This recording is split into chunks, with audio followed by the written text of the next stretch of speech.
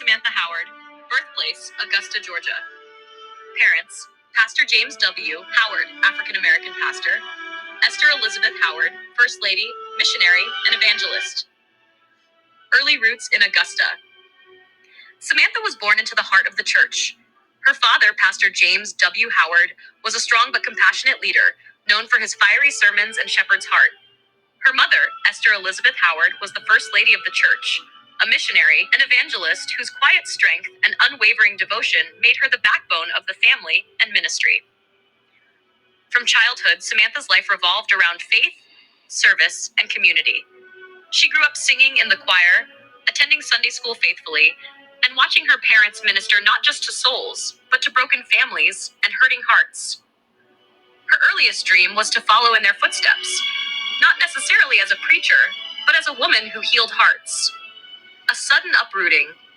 When Samantha was 9 years old, her father was called away to Philadelphia, Pennsylvania, to handle a family emergency. What was meant to be temporary became permanent. The Howards never returned to Georgia, and the deep red clay, magnolia trees, and rhythm of Augusta remained etched in Samantha's memory as a lost home. In Philadelphia, Samantha's teenage years were marked by adaptation. She remained the pastor's daughter, but the shift left her longing for her roots. Her parents thrived in ministry, but Samantha wrestled with loneliness and displacement. Marriage, trauma, and loss. As a young woman, Samantha married a man who seemed promising but became the source of years of pain. The marriage turned abusive, emotionally, physically, and spiritually. She bore the weight of raising 3 children as her own, shielding them as best she could. Her husband's battle with addiction ended tragically with an overdose. By then, Samantha was a survivor, scarred, battered, but standing. The children she had raised later turned away from her, misusing her love, and once they were grown, they left her behind. This deepened her sense of rejection and loneliness, even as she held on to her faith by threads. The passing of her parents. The greatest blow came when her parents, her spiritual anchors, passed away only a year apart. Their loss left Samantha with wealth, property, and a respected family name.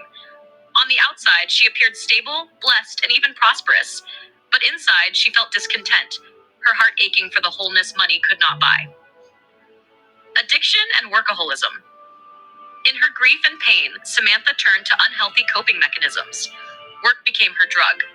As an educated woman and therapist, she poured into others tirelessly, masking her exhaustion and emptiness.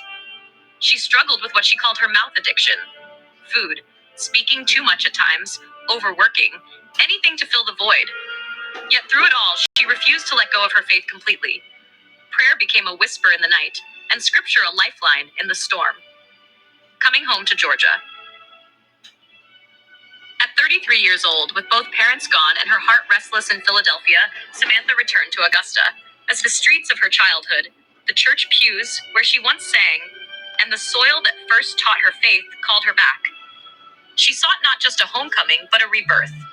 Though she came back wealthy, she was not content. Though she came back scarred, she was not broken. Though she came back tired, she was still standing. Now in Georgia, Samantha lives with the tension of her past pain and her present hope. She is committed to walk out her calling as a therapist, counselor, and Christian woman who helps others heal, even as God continues to heal her.